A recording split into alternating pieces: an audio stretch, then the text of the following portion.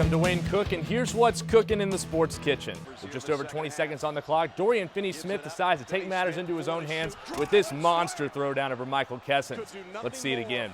To take away from broadcaster Mike Tirico, Dorian Finney-Smith with no regard for human life. The second-ranked Alabama Crimson Tide rolled to their second straight SEC championship with a 29-15 victory over the 18th-ranked Florida Gators. As for Alabama, they'll be heading back to the college football playoff, it looks like, for the second year in a row. As for the Gators, they finished the season 10-3, and they'll be playing in a bowl game in just a few weeks. We'll find out what bowl game that is on Sunday. Reporting from Atlanta, Dewayne Cook, WUFT Sports. The Gator baseball team completed its first SEC series sweep of the season yesterday over the South Carolina Gamecocks. The bats are what did it for the Gators. Let's take a look at the stats from the previous 4 games. The Gators as a team were hitting an abysmal 198 at the plate, scoring 12 runs with 2 home runs. The pitching wasn't that great either, as they held a 6 earned run average. Now, in their last 4 games, the Gators have completely turned it around, hitting .420 at the plate, scoring an astounding 60 runs with 14 homers. And ladies, we also have NHL playoffs going on as well. The Lightning heading to Detroit, down 3-2 tonight. Well, what do they need to do to win tonight's game and really the series as a whole? Well, the Lightning offense was so good in the regular season. They were #1 in the NHL. They've only scored 2 goals per game in this series, also having been shut out twice. They need to get the offense going. Wow, that'll be interesting to see what happens tonight. And one last look at the weather forecast after the break. Stay with us. While Jefferson will be leaving the friendly confines of Memorial Stadium here in McClenny, Florida, he just has a short trip down to Gainesville, where he'll be living out his childhood dream, wearing the orange and blue, playing here in the Swamp. Craig Wood in 1948, Arnold Palmer in 1960, Jack Nicklaus in 1972, and most recently Raymond Floyd in 1976. Those 4 are now joined by 21-year-old sensation Jordan Spieth as the only 5 to ever win the Masters wire-to-wire. Taylor Gushue was expected to be a lock to forego his senior year and head to the minors with the Pirates, and Justin Schaefer has already signed his 8th-round deal with the Blue Jays. Most expect Karsten Whitson to take his 11th-round deal with the Red Sox, but you just never know with a guy who turned down $2 million out of high school. The remaining Gators drafted, Casey Turgeon, Ryan Harris, and Keenan Kish, have not announced their intentions yet, but could use another year in school to improve their draft status. The big battle everyone will be watching closely is the quarterback position between Will Grier and Treon Harris. If you're one of those people who like reading too much into things, Grier took the first snap in practice today. Now, guys, over in the NFL, former Florida quarterback Tim Tebow actually worked out for the Philadelphia Eagles today. He'd actually be an interesting fit in Chip Kelly's spread-style offense. I agree. We'll just have to see if the Eagles sign him or not. Thank you, Dewayne. The Gator baseball team hosted a midweek rivalry game against the Florida State Seminoles. After sweeping the regular season series last year, the Gators continued their winning ways against FSU last night. Sad news in baseball today, Hall of Famer Tony Gwynn has died of cancer at age 54. Known by many as Mr. Padre, Gwynn was a member of the 3,000 Hit Club as well as the Major League Baseball Hall of Fame. He spent his 20 seasons all with the Padres and retired with a career .338 batting average. Gwynn's number 19 was retired by the Padres in 2004, and it remains to be seen if the team plans to honor his memory. In the second half, the Seawolves increased their lead to as much as 3, but the Gators scored 4 goals within a matter of 8 minutes to pull within 1. Florida was unable to put another one in the net, however, and they fell 12-1 to Stony Brook. The Gators will look to get back in the win column on Sunday as they travel to play Vanderbilt. Fawn Miller won the javelin throw, Marquise Dendy won both the triple jump and long jump, and Dedrick Dukes won the men's 200. Also, the men won the 4x100 relay with Antoine Wright, Hugh Graham Jr., Armand Hall, and Dedrick Dukes. With it being Super Bowl week, sometimes the media days can be more entertaining than the actual game. Marshawn Lynch, for example, spent 5 minutes yesterday answering questions with, "I'm just here so I don't get fined."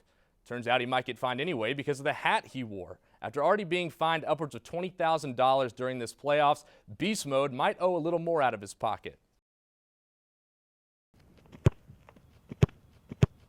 Repetition, a word that Marcus Manderstedt takes to heart.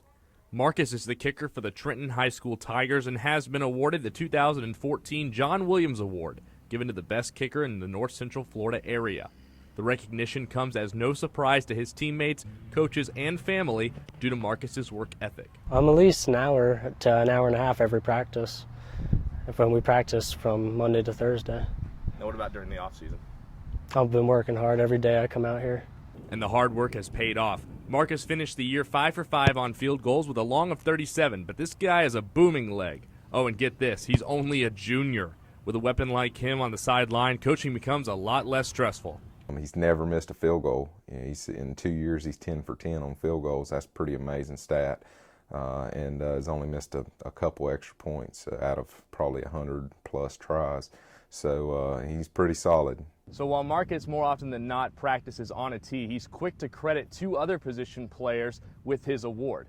You have your snapper, your holder, and a successful kick. Kicking takes as much out of you mentally as it does physically, if not more. Sometimes kickers struggle with the mental aspect of the game, but not Marcus. He embraces it. It's a lot of pressure. I mean, like especially in the games when it comes down to it, because it hasn't been very important for the field goal, but in the end, we won by 3 points. While Marcus isn't quite sure yet where he may go next year, it's clear that his future is bright. Yancey Cook, WUFT Sports. The North Marion Colts football team holds an 8-0 record thus far during the 2015 season. They'll be on national television this Friday night against Alabama powerhouse Hoover High School. But while the Colts continue to shine on the field, it's the off-the-field storylines that are still grabbing a lot of attention. It was almost a year ago that North Marion High School was promised a reportedly $15 million donation by a representative of the Stronach Group, a gambling and horse racing company based out of Toronto, Canada. Frank Stronach is the founder of the company and owns 38,000 acres in Marion County. The donation would be used to build North Marion a brand new football complex with construction starting this fall and finishing in time for the 2016 season. As the summer approached, however, the progress was slowing. Had some meetings, things were going on in the beginning of the spring, and then nothing. We were having meetings, but nothing was actually happening. By midsummer, the company contacted the school and district, letting them know that the donation should have never been offered in the first place. The sudden change left the community wondering why. Some of the locals believe that the donation was offered for political reasons. Stronach owns Sleepy Creek lands, formerly known as Adena Springs here in Marion County. Now in my hand I hold a water permit issued by the St. Johns River Water Management District. Stronach had been trying to obtain a permit like this for several months but had continuously been denied. He was finally issued this permit on July 14th, 2015, and it was around that same time when North Marion High School found out that $15 million donation was going to be drastically reduced down to just $125,000. I think it's a little bit rigged and crooked. I think it's a bribe.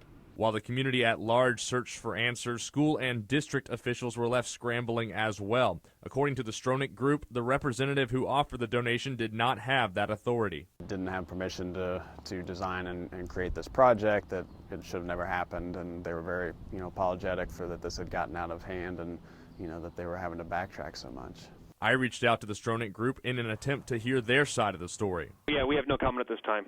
Even though it's nowhere near the originally reported $15 million figure, the $125,000 donation from the Stronach Group is still the largest ever given to a single school in Marion County history. While this might linger for some time in some local minds, school officials believe the football team has responded positively to the news and is helping the community get past this. It's a community that rallies around its school and its program, and I think they've done a really good job of refocusing and not letting it get them down and staying strong for the year. Dewayne Cook, WUFT News.